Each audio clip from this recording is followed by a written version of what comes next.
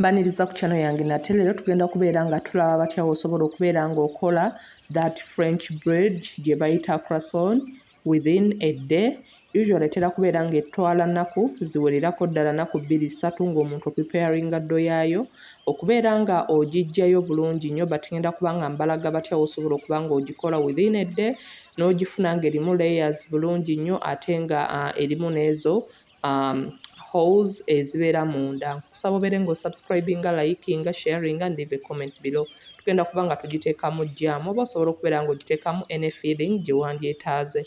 So wano mbeera nga nfuna glaasi y'amata agali warm ne mbeera nga ngattamu yeast, yoyo yeast gwe nkozesezza dry active yeast bw'otyo nga bw'omulaba. Ono yeast you're making sure nti nno amata ago gali warm, tegali hot ate tegali cold because we gabeera nga gali hot oba cold gasobola okutta yeast n'agaana okureactinga. Omala okutabulamu bikkako for 10 minutes osobola okulaba awo ekikulaga nti yeast wo areactinze bulungi nnyo. Ddamu obeere nga otabulamu. Then muno tugenda kugenda maaso tubeere nga tuadingamu sukaali, tubeere nga tuteekamuko ku munnyo omutonotono. Osobola okulaba nti awo nakozesezza tablespoon. Yes, tablespoons zabadde 2 ne nteekamuko ku tunnyo tutono. Sukaali n'omunnyo bitera okubeera nga bigendera wamu byonna bye tubeera nga tubikozesa. Ne bw'oba ofumba osobola okubeera ng'oteekamu a pinch of sugar naye ayina engeri gya balansinga bulungi nnyo testi y'omunnyo. So wano oluvannyuma tubeera nga tuadingamu amagi nago ne tubeera nga tugawiskinga bulungi nnyo omakinga sure nti nno ingredients zo z'okozesa ziri at room temperature. Kino kikusobozesa okubeera nga ebintu byonna byemixinga bulungi nnyo osobole okubeera nga ofuna ekintu ekirungi. Nkusaba obeere ng'osubscribinga tannaba kuba ng'osubscribinga ku channel yange, likinga video and leave a comment below. Let me know what you think about my recipes in the comment section. Oluvannyuma tubaza okuba nga tuwiskinga amagi tutandika okubeera nga tuadingamu eŋŋano. Eno eŋŋano we tubeera nga tugiteekamu otandika na glaasi 2 ku 3 then n'ogenda ng'otabula. Then w'olaba nga nti ddo oba nga ekyali sosoging like ekyalimu amazzi mangi then ogenda nga oteekamu mpola mpola nga bw'ogenda otabula. I think nakozesezza nga 4 to 5 glasses of flour but was addingamu sooka no addingamu 3 then n'otandika zino ezisigadde n'ojja ng'oaddingamu in bits paka ng'ofunye ddo eyeekutte obulungi bw'otyo nga bw'olaba ogenda oyiwamu mpola mpola because osobola okuyiwamu ennyingi ate ne weesanga nga weetaaga liquid oba okwongeramu. Then wano mbeera nga nsooka ne mba nga nkozesa ejjiiko okubeera nga ddo tenkwatira ku ngalo because webeera nga ekyalimu amazzi mangi osobola okubeera nga yonna yonna ekujjula ku ngalo but afterwards ng'olaba nti nno emaze okubeera nga yonna esobola okubeera nga egenda yeekwata bulungi nnyo osobola kati okubeera ng'okozesa engalo zo n'obeera ng'omixinga bulungi nnyo bw'otyo nga bw'olaba. Then tugenda kubeera nga tugimixinga for some good time. Osobola okulaba nti neri so sticky. At this rate tubeera nga kati tuadingamu butter. Butter ono agenda kubeera nga giyamba okuba nga esigala nga egonda n'okubeera nga like tekyakwatira ku surface ku bowl gye tuba tukozesezza na buli wamu. So n'okubeera nga egiyamba okuba nti omugaati gwo gubeera gustretchinga gubeera guli soft bulungi nnyo. So kyekino kye tubeera nga tukola wano tugenda mu maaso ne tubeera nga okanda bulungi nnyo ojja kutuuka nga ddo ogiraba nti yeefoominze wamu bw'otyo nga bw'olaba nga yeekutte. Kw'omanyiza nti neeri ready eba tekyakwata ku ngalo nga tekyakwatira na wansi wennyini w'oli mu kubeera ng'ogikandira oba mu bbawero mw'oba oli mu kkandira. Singa oba badde okanda n'oweesanga ng'okanze nnyo but ng'olaba ekyagaanye etannaba kubeera nga like etuuka to this level osobola okubeera ng'oadingamuko a teaspoon oba tablespoon ya flour emu oba 2 n'olaba batya nga bw'ogenda maaso n'okanda mpola mpola paka ng'ogiraba nti etuuse to this level. At this rate wano tugenda kubeera nga tugidividinga bw'otyo nga bw'olaba mu pieces ez'enjawulo. Okwawukanako n'emigaati emirala gye tutera okubeera nga tukola wano twandibadde tugibikako bulungi n'ebeera nga eproofinga oba nga ezimba because yeast yo yaba alina okuba nga gireetera okuba nga ezimba bulungi. But at this rate tugenda kubeera nga already twawulamu tubeere nga tukola bowls ezo. Oluvannyuma tugenda kuba nga tutandika okuba nga tukanda. Nga bwe tutera okubeera nga tukanda nga tukola chapati eza layers bwe zityo nti odustingako with a little bit of flour then otandika okubeera nga oba nga like rollinga but stretchinga nnyo. So oluvannyuma wano ng'omaze okubeera nga rollinga tugenda kubeera nga tusiigako ka bata bulungi nnyo. Tugenda kubeera nga ono bata ayamba okubeera nti tufoominga ezo layers ze twetaaga okubeera nga tufuna mu bugaati buno. Nga bw'otyo bw'olaba obeera ng'okozesa ka blue band but tokozesa butto tatera kukola bulungi because ali so light so tajja kubeera nga ajjayo kyewetaaga kubeera ngo achievinga. So wano oluvannyuma mbeera nga nfuna ka cling film because ngenda kubeera nga ngifreezinga ddo eno. So osooka n'obeera ng'okalayiningako bulungi nnyo ku sowaani gy'ogenda okubeera nga oba tray oba gy'okozesezza n'obeera ng'okalayiningako then n'oteeka ebbali. You repeat the process with the rest of the dough yonna ebeera esigaddewo ng'orollinga n'obeera ng'ogattako butter then n'obeera nga olayininga wali eri ku sowaani n'obeera nga doyo ogibikkako until nga tumaliriza okubeera nga trollinga.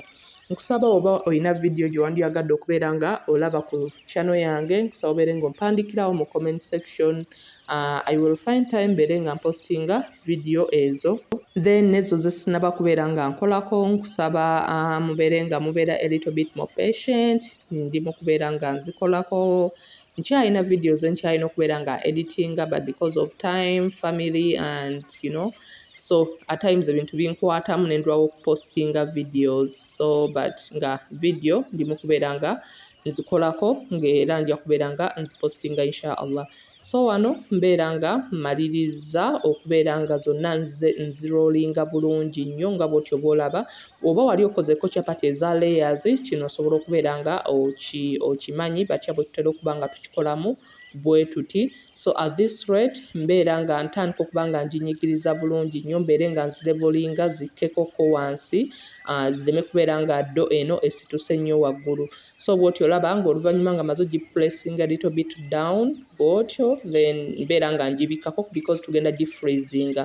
Tugenda gifreezinga for 30 minutes. Yes, but waba nga weather eri so cold, jjukira weba eri so cold n'obunyogovu buba gye buli bungi so osobola okubeera nga just ogiteekamu for 20 minutes ku freezinga si kugiteeka butesi mu fridge wabula kugiteeka waggulu mu freezer.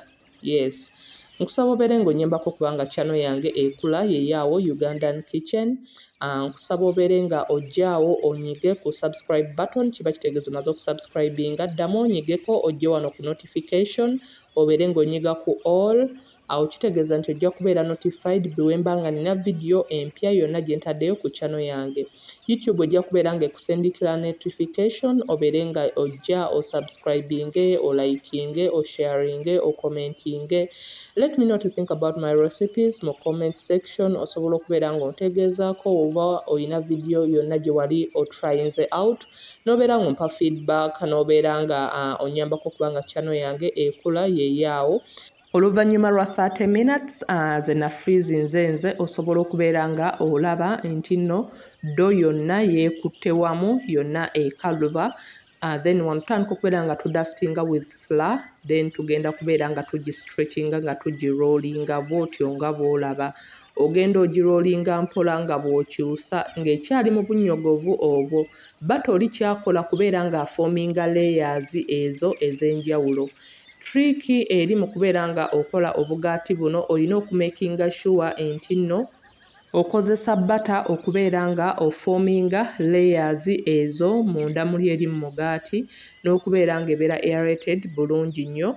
Then at this rate nga maze okuba nga nrollinga mbeera nga nkola ku pan ogidustingako osooka n'ogigreasingako ne butter then n'obeera nga ogidustingako n'eŋŋano but oba obadde olina parchment paper osobola okubeera nga gy'oteekako. At the time when nakolera video nali sina parchment paper ensonga lwaki nakozesa that method. Then wano ntandika okubeera nga tusalamu bw'otyo nga bw'olaba okozesa ka pizza cutter kaba kakusalirira ddala bulungi nnyo ne kabeera nga kakuwa obwo obugaati bw'otyo nga bw'obulaba. Osobola okulaba nti awo bulayers buno buvaako ogiraba engeri gye zivaako nti kikulaga nti no mugenda kubeera nga muvaamu layers ez'enjawulo. Then wano mbeera nga nkozesa jam. Oli waddembe okubeera nga rollinga nga tukozeseza jam but nayagadde jam oyo abeeremu munda so mbeera nga wano ngenda ngattako jam bwotyo nga bw'olaba. Osobola okubeera ng'okozesa chocolate oba obadde gw'oyina, osobola okubeera ng'okozesa cream cheese abadde amuyina, so kyonna feeling gy'obadde oyagadde munda osobola okubeera ng'ogikozesa. N'owaaba mixed meat osobola okuba ng'omukozesa. So at this rate otandika okubeera nga orollinga bwotyo nga bw'olaba n'ogezako closinga ku ends ezo because mulimu jam ono nti akagati we kanaaba kamaze okubeera nga kaproofinga ne kagenda mu oven, jam oyo asobola okubeera ng'ayitamu n'ayiika. So oclosinga ends ezo kabeere nga kali bulungi nnyo bwotyo nga bw'olaba. Nina video eziwerako ddala ku channel yange egy'emigaati egy'enjawulo, so nkusaba obeere nga ozickekinga out emigaati egy'enjawulo okutandikira ddala ku cinnamon rolls, tuyina loaf breads n'emigaati egy'enjawulo. Wano oluvannyuma nga tumaliriza okubeera nga tumaze okuba nga obugaati bwaffe tubukola, then tubeera nga tubikkako ne tuleka abeere nga buproofinga oba nga buzimba buggwemu ice oyo for 2 to 3 hours. Making sure nti no you don't underproof oba you don't overproof. So toseera time bugaati buno kubeera nga buproofinga. So time entono gy'oyinza okubeera ng'obuwaiza ndibadde 2 hours, then oba no making sure nti osukka 3 hours.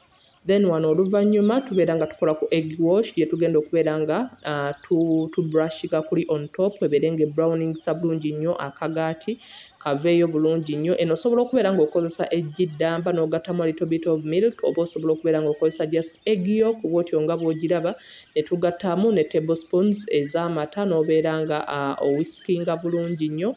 Then olaba nga time y'okuproofinga eri almost done, like oba wasazeewo okuproofinga like 3 hours nga bwe ze nakozesezza. At this rate obeera nga preheatinga your oven at 200 degrees Celsius. Osobola okulaba nti no obugaati bwaffe bwonna buzimbye oluvannyuma lwa 3 hours ezo. So kati mbeera nga ntandika okuba nga nkozesa eyo egg wash ne mbeera nga ndrabbinga ku bugaati kuno kungulu. I didn't have a brush, so ensonga lwaki nakozesezza aka cling film ne mbeera nga nkakozesa okubeera nga nsobola okubrushinga on top bulungi nnyo ddala. Then tugenda kubeera nga tubakinga mu oven at 200 degrees Celsius for 10 minutes, then ne tubeera nga tureducinga to 180 degrees Celsius for 6 to 10 minutes paka nga akagaati ko ka browninze bulungi nnyo bwotyo nga bw'olabira ddala. Munda mulimu jam ate osobola okulaba nti no kalimu bubbles munda omwo, so yeno engeri gye kaavuddemu bwotyo nga bw'olaba. Kali so yummy, kali so tasty, and jam ono namutaddemu because abaana like baba bakagalamu something ekibeera nga kibasikiriza okubeera nga bakalya. Bwotyo nga bw'olaba nga croissant yo obeera nga ogimaliriza enjoyinga ne family yo, n'oba olina bakery yeno engeri gy'osobola okubeera nga ogikolamu. Yeyo engeri gye kabeeramu nti kabeera so flaky like nga bwotyo bw'olaba nga kakunjubuka konna. Thanks for watching. Until next time, like, share and subscribe.